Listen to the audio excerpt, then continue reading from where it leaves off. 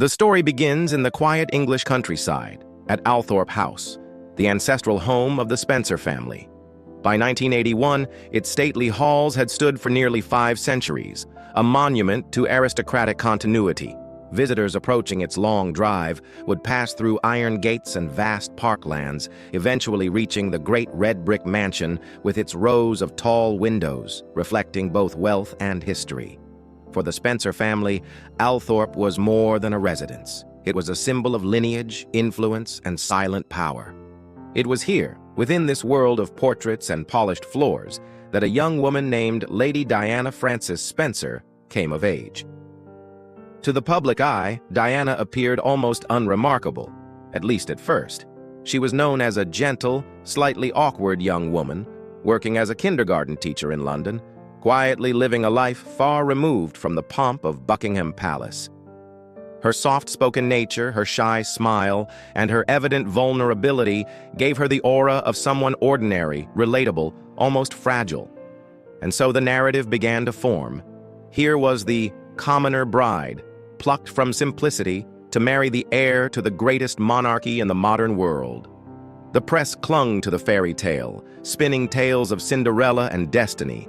Millions believed Diana was stepping into royalty from humble obscurity, a chosen girl elevated by love. But this was never the whole truth. Diana was no commoner. The threads of her family history stretched back through time like the roots of an ancient oak, connecting her to centuries of kings, queens, dukes, and courtiers. The Spencers were not outsiders clawing their way into respectability. They had always stood at the heart of power. Their estate, their title, their very name was a reminder of their closeness to the throne. What the public did not know in 1981, and what few even know today, was that Diana's veins carried royal bloodlines more ancient than the Windsors themselves. Her ancestry connected her to the Plantagenets, who ruled England for 3 centuries, to the Tudors, who reshaped the nation through ambition and reform, and to the Stuarts, whose fall had changed the course of monarchy forever. In fact, Diana's lineage ran so deep into the fabric of Britain's history that it could be argued she held a greater claim to the throne than the man she was about to marry. Her connection to the royal line was not merely symbolic, it was genealogical fact.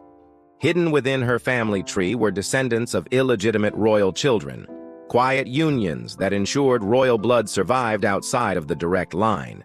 These were not branches proudly displayed in official records, but whispers passed down through archives and genealogies, the kind of secrets aristocratic families preserved but rarely spoke aloud. The Spencer bloodline held the echoes of forgotten crowns, an inheritance that gave Diana an authority she herself may never have fully realized. So when Diana stepped forward in 1981, radiant yet shy, the world saw a romantic tale of innocence. They saw a young woman of modest means, a commoner chosen by a prince. But history was telling a different story. Diana was not entering royalty for the first time. She was returning to it. Her marriage to Charles was not simply a love match or a political arrangement. It was the reunion of dynasties, the merging of bloodlines once thought lost, and the continuation of secrets the monarchy itself preferred to keep in the shadows. And therein lay the paradox of Diana's life. She was presented as an outsider, yet she was arguably more royal by blood than the Windsors themselves.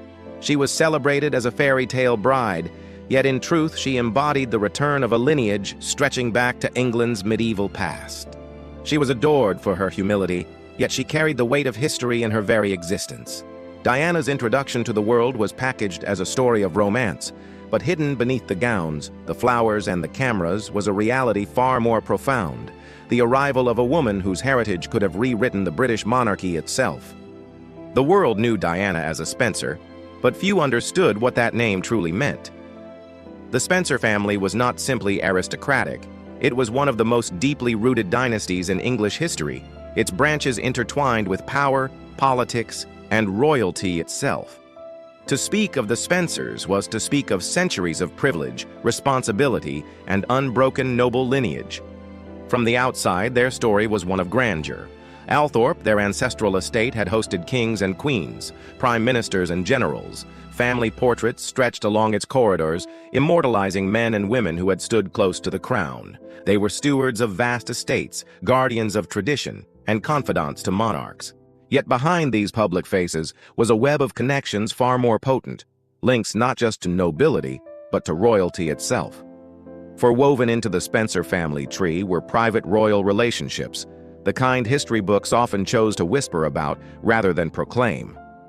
Royalty for centuries had lived not only in the public sphere of ceremony and duty, but also in the private world of passions, affairs, and forbidden loves. Kings who could not marry whom they wished found solace in unofficial unions. Queens who could not openly claim children saw their bloodline carried quietly into other houses. And it was through this hidden current of history that the Spencers inherited something far greater than titles. They inherited the very blood of monarchs. There were secret marriages, conducted away from the eyes of Parliament and the Church. There were children born outside of wedlock, their names disguised, their parentage left off official documents, but whose descendants continued through aristocratic lines like the Spencers. This was not unusual. Illegitimate heirs were often absorbed into noble families, preserving royal blood without threatening succession disputes. Over time, these quiet unions created parallel lines of descent, often closer to England's ancient monarchs than the crowned rulers themselves. It is here that Diana's heritage becomes startling. Her ancestry connected her directly to the Plantagenets, a dynasty that ruled England for over 300 years, and to the Stuarts, whose turbulent reign redefined monarchy. Tracing her lineage revealed that, in certain branches, her claim to the throne was in fact more legitimate than the Windsors who occupied it. While the House of Windsor projected an image of unbroken sovereignty, their path to the crown was anything but pure. The dynasty itself was a construction of the 20th century, its name chosen in 1917 to disguise German origins during the fever of the First World War. Before that year, the Windsors were the House of Saxe-Coburg and Gotha, a family rooted not in England, but in Germany. George V, the grandfather of Queen Elizabeth II, ordered the change to Windsor to appease public anger against Germany during wartime. From that moment on, the royal family was English in name only, a dynasty carefully rebranded for survival. Their blood was European, German, Danish, Greek, and Russian, woven together by marriage alliances across the continent. The Spencers, by contrast, could boast something the Windsors could not: an unbroken line of English noble blood stretching back to the 16th century. They had remained steadfastly English, their marriages rooted in the aristocracy of the land, their estates tied to English soil. While the Windsors masked their German origins, the Spencers embodied continuity with England's medieval and Tudor past. In this light, Diana's union with Charles was not a commoner's rise into royalty. It was a restoration of native English blood to the monarchy. Through her, the throne was bound again to its medieval heritage. In fact, genealogists have argued that Diana's descent through the Spencers and other noble houses gave her a truer claim to the throne than Charles himself, whose family owed its position to political circumstance and foreign alliances rather than direct English continuity. This quiet truth raises a tantalizing possibility. Had history acknowledged the full weight of Diana's ancestry, the story of the British monarchy might have been written very differently. For Diana represented something both ancient and powerful: the survival of England's oldest royal bloodlines, preserved not in crowns and ceremonies, but in the private unions and secret children who carried the monarchy forward when official lines faltered. Thus, Diana was never merely a young aristocrat swept into the spotlight. She was the living embodiment of England's buried dynasties, her presence beside Charles less an accident of romance than the reuniting of histories that had once diverged. While the Windsors wore the crown, it was Diana who carried the legacy. For centuries, historians have spoken of Henry VIII's desperate quest for an heir, his 6 marriages, his break from Rome, and the drama of succession that shaped England. But what is less openly acknowledged are the children born beyond the marriage bed, children whose bloodlines, though rarely given crowns, endured in silence. These forgotten heirs carried the Tudor legacy forward, often absorbed into noble families where their origins were concealed but never erased. It is here, in the shadow of history, that we find the threads that lead directly to Diana Spencer. When Diana married Prince Charles in 1981, the world celebrated a modern fairy tale. But beneath the spectacle, their union carried symbolic weight. It represented a reunification of bloodlines long separated by scandal. The Windsor family, with its German roots and carefully crafted image, was unknowingly binding itself once more to the Tudors through Diana, whose ancestry traced directly back to Henry VIII's hidden heirs. One of the most significant was Henry FitzRoy, born in 1519. He was the illegitimate son of Henry VIII and his mistress, Elizabeth Blount, a lady-in-waiting at court. Unlike many royal bastards, FitzRoy was acknowledged by his father, so much so that Henry granted him the surname FitzRoy, which in Norman French literally meant son of the king. This was no ordinary recognition. FitzRoy was lavished with titles, lands, and honors. At just 6 years old, he was made Duke of Richmond and Somerset, a rank that placed him alongside the highest peers of the realm. There was even serious speculation that Henry might legitimize him and declare him heir to the throne, especially when no surviving sons came from the king's marriages. But fate was unkind. FitzRoy died of illness in 1536 at only 17. Officially, his line should have ended with him, but blood has a way of surviving even when names do not. Through marriages and cadet branches, his descendants were absorbed into other noble families, including the Spencers. Though he never wore a crown, FitzRoy's legacy continued quietly, his royal blood eventually merging into the very line that produced Diana. Yet FitzRoy was not Henry VIII's only hidden heir. History also whispers of Catherine Carey, born in 1524 to Mary Boleyn, sister of Anne Boleyn, the queen who would later be executed. Mary was Henry VIII's mistress before he married Anne, and many contemporaries believed Catherine was in truth the king's daughter. Though never publicly acknowledged, Catherine's striking resemblance to the Tudor line and her favored treatment at court gave weight to the suspicion. Catherine married Sir Francis Knollys, a union that bound her descendants to generations of English nobility. The Knollys line threaded itself into families like the Riches, the Cecils, and ultimately, the Spencers. Through Catherine, Diana carried another possible strand of Tudor blood, uniting her with the same dynasty that had reshaped England through both passion and politics. Together, these connections, FitzRoy, the recognized son of a king, and Catherine Carey, the probable daughter of another royal mistress, embedded the Tudors deep within Diana's heritage. Unlike the Windsors, whose claim to Englishness relied on reinvention, Diana's ancestry bore the unvarnished stamp of Tudor legitimacy, even if history had once tried to hide it. The significance of this cannot be overstated. When Diana walked down the aisle of St. Paul's Cathedral in 1981, she was not only becoming the wife of the heir to the throne. Symbolically, she was carrying Tudor blood back into the monarchy. The crown that Henry VIII had so fiercely fought to preserve for his legitimate offspring was, in an unexpected way, returning to his lineage through Diana. The separation caused by scandal, secrecy, and illegitimacy had come full circle. In Diana, the monarchy inherited not just beauty, grace, and public adoration, but the buried legacy of England's most infamous king. The Tudors lived on in her veins, and through her children, William and Harry, that bloodline now flows directly into the future of the British crown. The story of Diana's bloodline does not end with the Tudors alone. Her heritage stretches back into the turbulent dynastic wars of medieval England, the bitter struggles of the Plantagenets, and the shadowy controversies that determined who sat upon the English throne. In many ways, Diana carried within her veins the unresolved tensions of centuries, claims and counterclaims, secret marriages and disputed heirs that still echo in Britain's history. One of the most dramatic of these controversies centers on Lady Eleanor Butler.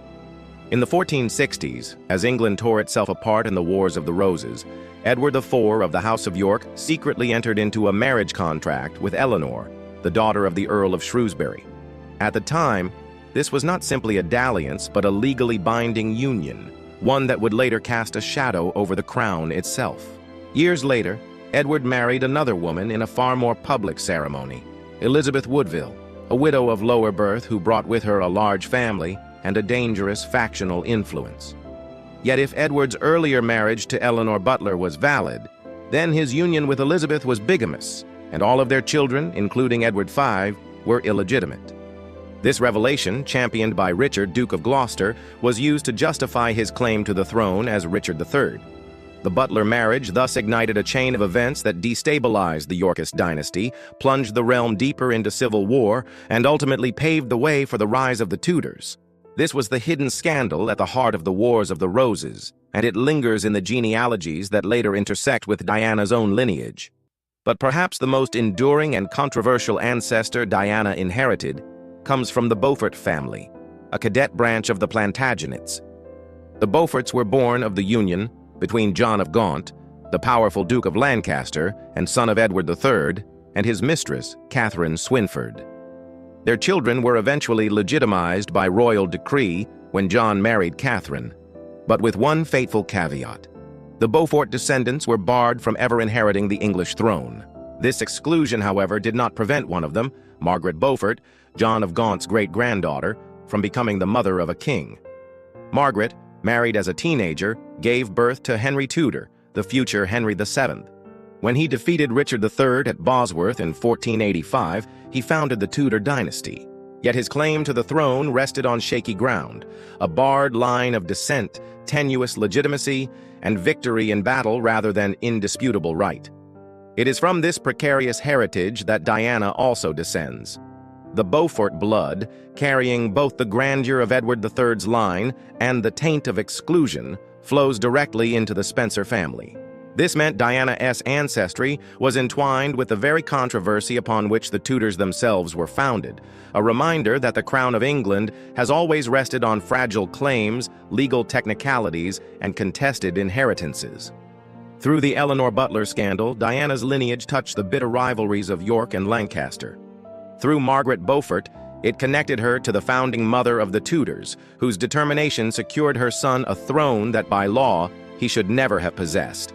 And through both, Diana inherited not only royal blood, but the legacies of disputed legitimacy, the recurring theme of English monarchy. Her marriage to Charles in 1981 was therefore not merely the joining of Windsor and Spencer. Symbolically, it was the reunion of dynasties fractured by scandal, war, and controversy, York and Lancaster, Plantagenet and Tudor, restored in her very person. Diana's blood carried the conflicts of the 15th century into the modern monarchy, a living reminder that the throne of England has always been built as much on secrecy and survival as on law and lineage. If Diana's Tudor and Plantagenet heritage gave her a claim to the throne through legitimacy, her ties to the Stuarts revealed another truth: that much of England's royal blood survived not in official heirs, but through children born in secrecy, scandal, and passion. By the time of the Restoration in the 17th century, the English court had become notorious for its excess. And it was here, in the world of Charles II and his countless mistresses, that the roots of Diana's bloodline entwined once more with kings. Charles II, often called the Merry Monarch, left no legitimate heirs despite fathering at least 14 acknowledged children by various women. His mistresses were not mere courtesans, but women of rank, influence, and power, women whose offspring would be woven into the aristocracy of Britain for generations to come. Among them were Barbara Palmer, Duchess of Cleveland, and Louise de Querouaille, Duchess of Portsmouth. Barbara Palmer was Charles's most infamous companion, fiery and ambitious, wielding immense political influence. Her children were openly acknowledged by the king, showered with titles, and placed securely into the upper echelons of the nobility. One of her descendants married into the Spencer line, bringing with them the unmistakable stamp of Stuart blood. Similarly, Louise de Querouaille, the French-born beauty whose relationship with Charles symbolized the intricate ties between the English and French courts, bore a son whose descendants too became part of Britain's noble families. Through both of these women, Diana inherited the secret legacy of a monarch who reshaped the English crown not through heirs of law, but through the children of passion. The Stuart connection does not end with Charles II.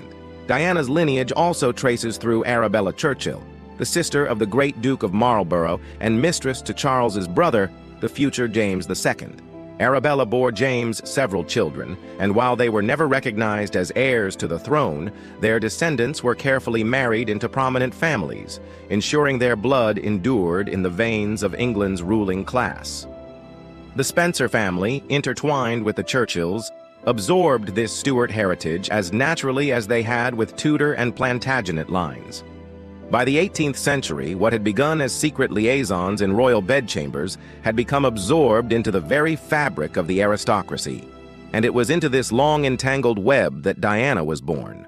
Her family tree was not merely one of dukes, earls, and viscounts, but of kings and mistresses, of royal passions that official histories sometimes sought to gloss over. This inheritance gave Diana something few in her time fully recognized: a living connection to the Stuarts, a dynasty remembered for its tragic grandeur, its exiles, and its fierce struggles for legitimacy. Where the official Windsor line could trace itself only indirectly to the Stuarts, Diana carried their blood directly, descended from the private unions that shaped the very character of the Restoration court. Thus, when Diana entered the royal family in 1981, she was not only a Spencer and not only a symbolic reunion with the Tudors.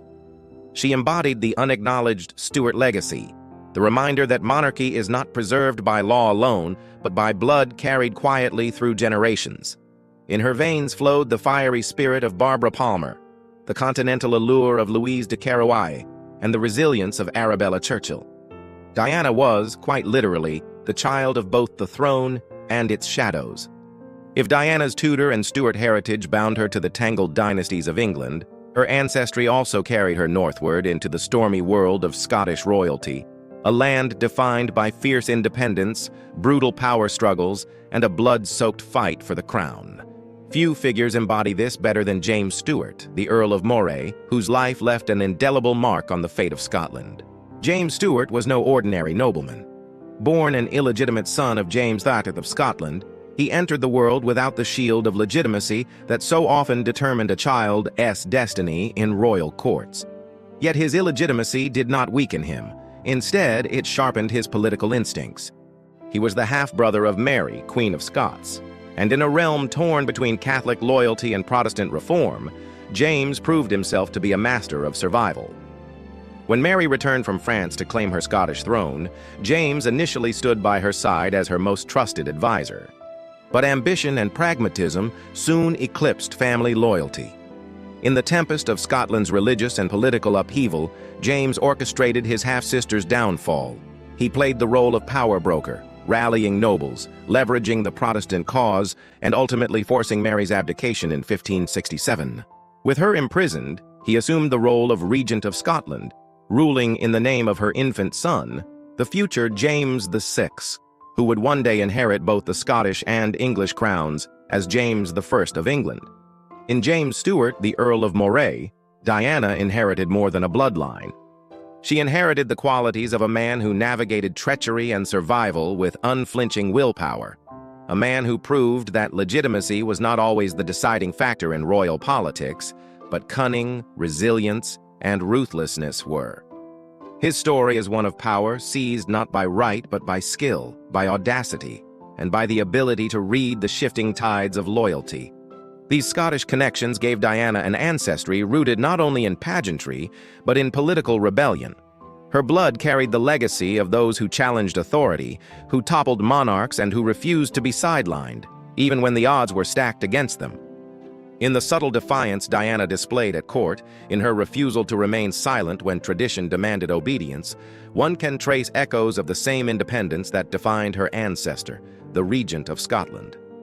Thus, Diana was not just a woman tied to England's lost dynasties, she was also the descendant of Scotland's fiercest players of power.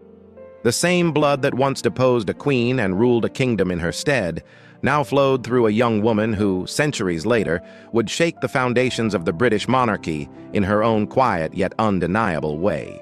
Diana's bloodline did not end with kings and queens of Europe.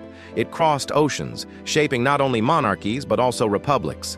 Hidden within her Spencer ancestry lies a fascinating and little-known truth. The same veins that carried Plantagenet, Tudor, and Stuart blood also reached into the very heart of the American Revolution. Through centuries of marriages among England's nobility and colonial gentry, Diana became connected to the founding fathers of the United States. It may seem paradoxical that a woman destined to marry into the British crown could trace kinship to men who once declared independence from that same monarchy, yet history thrives on such ironies. Among these connections is none other than George Washington, the first president of the United States. Washington's lineage, though rooted in Virginia, traced back to English gentry families that intertwined with the noble houses from which Diana descended. In a distant yet undeniable way, the young kindergarten teacher who captivated a prince also shared ancestral ties with the man who led the colonies against Britain, George III. Diana's bloodlines also brush against the family of John Adams, the second U.S. president, and his son John Quincy Adams, the sixth president.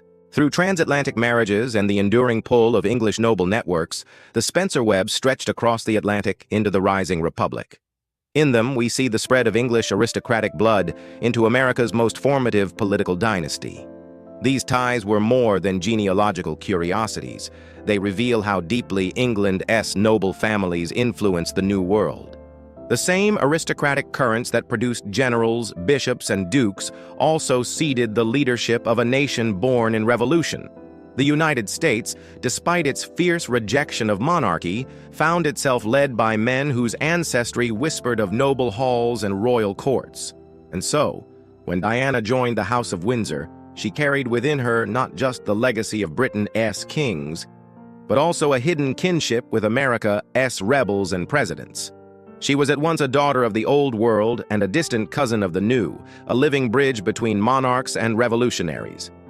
In this sense, Diana embodied the strange paradox of history, a royal bride who might just as easily have sat among the architects of a republic.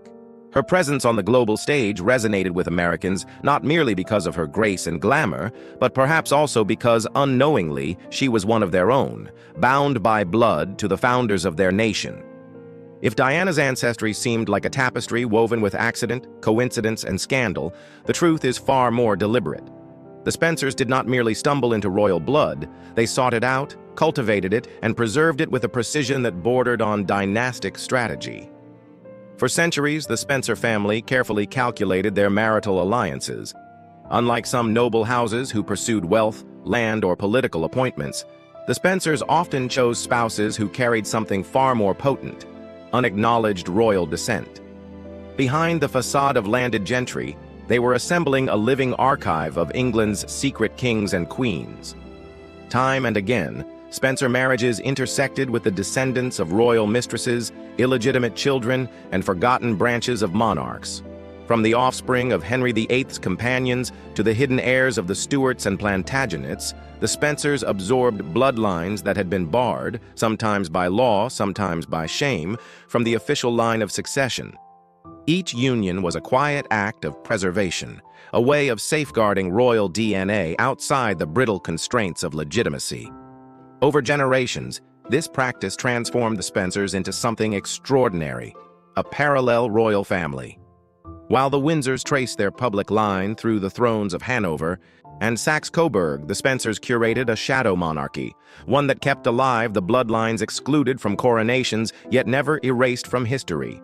Within their halls, the echoes of disinherited princes and overlooked princesses lingered, carried forward in the faces of their descendants.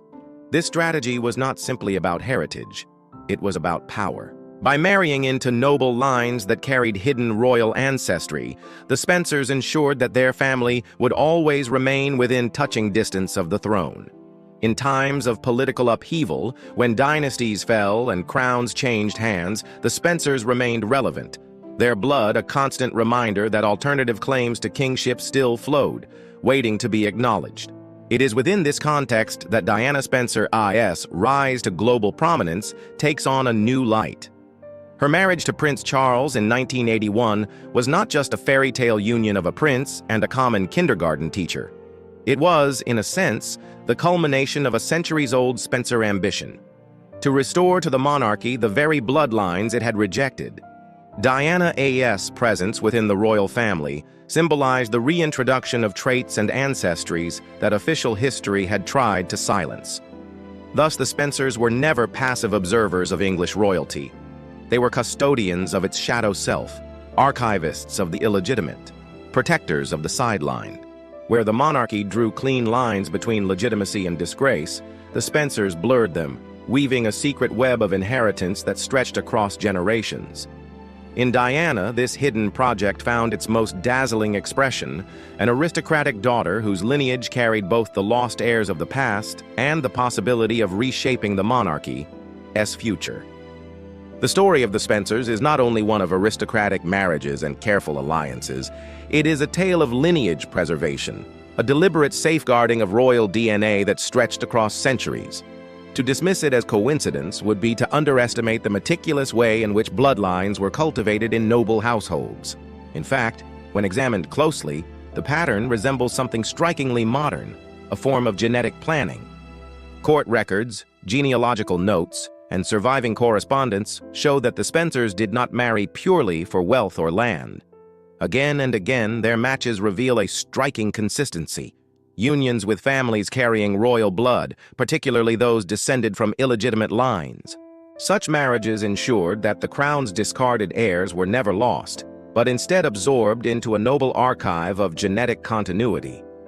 What makes this even more remarkable is the involvement of early medical science. By the 17th and 18th centuries, physicians attached to noble courts were already discussing the inheritance of physical traits, vitality, and superior constitutions. They may not have had the modern language of genetics, but they understood the transmission of lineage and sought to preserve what they saw as markers of strength and superiority. In Spencer unions, these principles became quietly applied, an early form of selective breeding designed to retain royal characteristics. The results of this strategy were visible in Diana herself. At nearly 6 feet tall, she towered above many of her contemporaries, carrying the kind of stature associated with medieval monarchs, who were described as commanding presences on the battlefield and at court. Her wide-set blue eyes, high cheekbones, and distinctive facial symmetry echoed the superior royal markers that chroniclers once praised in Tudor and Stuart sovereigns. In Diana, the centuries-old Spencer experiment in lineage preservation seemed to reach its perfect outcome. A woman whose physical form radiated the strength, elegance, and vitality of dynastic blood. This did not escape the attention of the monarchy. Before Diana's engagement to Prince Charles was announced, she underwent medical examinations, ostensibly routine, but rumored to have gone deeper than health. Behind closed doors, whispers circulated that her ancestral credentials were as carefully verified as her physical condition. She was not simply a noblewoman deemed suitable for royal life. She was, in effect, a genetic bride, chosen to restore and reinforce bloodlines that the Windsors themselves no longer fully embodied. In this light, Diana's marriage becomes more than a fairy tale romance.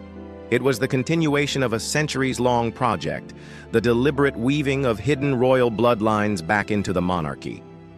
The Spencer family had preserved what the crown had cast aside, and through Diana, those lost lineages returned to their rightful place, at the very heart of Britain's throne. The marriage of Diana Spencer and Prince Charles was not only a royal union celebrated before the world, it was also the fusion of two dynastic bloodstreams. In their children, Princes William and Harry, the long-hidden Spencer inheritance merged with the public Windsor line, producing heirs who carried the full weight of England's complex royal past. For the first time in centuries, the monarchy contained not only the German Hanoverian descent of the Windsors, but also the buried Tudor, Stuart, and Plantagenet bloodlines carefully preserved by the Spencers. In William and Harry, history itself seemed to take shape in human form. William, as firstborn, became the living vessel of this convergence. His ancestry carried a dense concentration of Tudor and Plantagenet markers, flowing through both his Windsor and Spencer heritage. Observers often note his physical presence, tall, broad-shouldered, and athletic, a figure reminiscent of the medieval warrior kings whose blood he carries. Chroniclers of Henry V or Edward IV once wrote of rulers whose stature and bearing inspired loyalty before a word was spoken. In William, these ancient traits resurface, lending him an authority that feels as much inherited as earned. To many historians of lineage, he represents something greater than a modern heir, the ancestral reunification of lines once divided by legitimacy, scandal, and exile. Legitimate and illegitimate strands of royal DNA, severed across centuries, now converge in the man destined to inherit the crown. Harry, meanwhile, embodies another aspect of the Spencer royal legacy, the warrior spirit. His temperament, protective instincts, and natural affinity for military service all echo the line of soldier nobles and exiled princes who populate his Spencer ancestry. From the Plantagenets who carved empires with sword in hand, to the Stuarts who fought civil wars for survival, Harry reflects the bloodline of those who stood on battlefields rather than thrones. His career in active combat, his deep concern for comrades, and his fierce defense of family mirror the qualities of ancestors whose authority was measured not in ceremony, but in courage. Together, the brothers embody a profound dynastic symbolism. William reflects the restoration of monarchy's ancient unity, while Harry channels the raw, protective power of its martial heritage. Both are products of a union centuries in the making, heirs not only to the Windsor name, but also to the long-buried claims of Tudors, Stuarts, and Plantagenets. In them, the genetic strategy of the Spencers reached its fulfillment. What had once been hidden in private marriages and quiet alliances now stood at the very center of global attention. Two sons whose blood carried both the official and the forgotten history of the British monarchy. For centuries, the Plantagenets were believed to have vanished from England's royal bloodstream. Their dynastic line, once the most powerful in Europe, seemed to have ended in 1485 on the battlefield at Bosworth, when Richard III fell to Henry Tudor. Officially, the Plantagenet claim to the throne was extinguished that day, replaced by the newly minted Tudor dynasty. Yet history rarely obeys official narratives, and blood has a way of surviving where records cannot. In truth, the Plantagenets did not disappear. Their lineage slipped into shadow, hidden in the lives of illegitimate children and unacknowledged heirs who carried the DNA of England's warrior kings into obscurity. These branches, cut off from power but not from heritage, wove themselves into noble families who quietly safeguarded what the crown declared extinct. The Spencers, whether by chance or deliberate strategy, absorbed these bloodlines across generations, ensuring that Plantagenet DNA never truly left the stage. It was through this hidden passage of inheritance that Diana, Princess of Wales, became the unknowing custodian of one of England's greatest dynasties. Her ancestry traces back to those sidelined Plantagenet heirs, making her a living vessel of a royal house thought long gone. In her, the warrior blood of Edward III, the resilience of Richard II, and even the doomed determination of Richard III endured, silent but unbroken.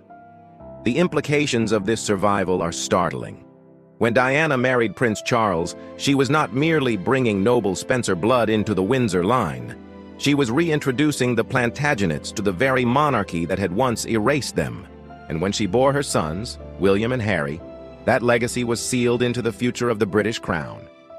Genetic studies and genealogical research suggest that Prince William now carries stronger and more authentic Plantagenet markers than many of today's would-be claimants who trace their descent only through distant collateral lines. His blood is not the residue of a forgotten dynasty, it is its living continuation, woven directly into the heart of modern royalty. Thus, the Plantagenets did not die at Bosworth. They survived in secret, preserved in illegitimate branches, and ultimately re-emerged through Diana. In William, the crown may one day rest upon the head of a king whose blood runs closer to the medieval rulers of England than any monarch in centuries. Diana Frances Spencer was never simply a shy girl who stumbled into royalty. From deep within her bloodline stirred the spirits of queens and noblewomen who had once challenged kings, churches, and entire dynasties. Though the world first saw her as a gentle, hesitant figure, a kindergarten teacher transformed into a princess, her independence was no accident. It was inheritance. The Spencer blood carried the legacy of rebellious royal women whose strength had altered the course of English history. From Margaret Beaufort, who defied the crown to ensure her son Henry VII would seize the throne, to Mary Boleyn, who dared to stand at the center of Tudor scandal, Diana inherited a tendency toward fearlessness wrapped in grace. The same defiance that coursed through queens like Mary, Queen of Scots, and the political resilience of the Stuarts flowed quietly in her veins, waiting for its moment to surface. These traits revealed themselves in ways the Windsors could neither control nor anticipate. While the monarchy prized obedience, tradition, and the submerging of self into institution, Diana embodied the opposite: authenticity, emotional honesty, and direct human connection. Where other royals maintained distance, she embraced the sick, touched the untouchable, and spoke openly about struggles once buried behind palace walls. To the public, this made her the people's princess. To the royal household, it made her dangerously uncontrollable. Her clashes with protocol were not acts of immaturity, as some critics claimed. They were the revival of ancestral memory, an echo of women who had once resisted the chains of dynastic expectation. Whether in her refusal to remain silent about her failing marriage, or in her determination to raise William and Harry with experiences beyond palace gates, Diana was guided by traits engraved in her very lineage. This inheritance did not end with her. Both of her sons carry visible signs of these independent markers. William, though destined for the throne, approaches leadership with a modern openness that resists the rigid stiffness of earlier monarchs. Harry, more overtly, inherited Diana's restless spirit and unwillingness to be confined by royal expectation, leading him to break from the monarchy entirely in pursuit of authenticity and emotional truth. In both cases, the Spencer legacy of independence survives. Diana's bloodline did not merely strengthen the monarchy, it also planted within it the seeds of transformation, ensuring that the future heirs would never be entirely molded by Windsor traditions.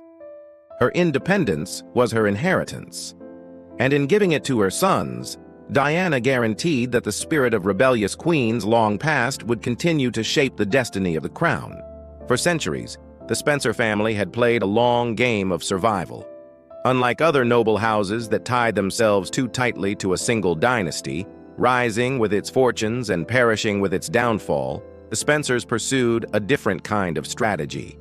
They gathered threads from every branch of royalty: Plantagenet, Tudor, Stuart, Hanoverian, and even the scattered illegitimate lines that official records pretended did not exist. What emerged was not a single brittle bloodline, but a woven tapestry of traits, preserved carefully through generations of selective marriages. This was no accident. Court physicians and genealogists in earlier centuries had already whispered about the dangers of inbreeding among Europe's monarchies.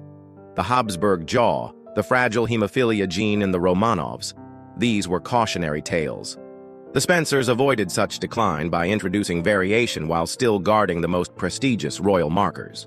Their descendants inherited not weakness, but adaptability, a subtle genetic resilience that would eventually surface in Diana, and through her, in William and Harry.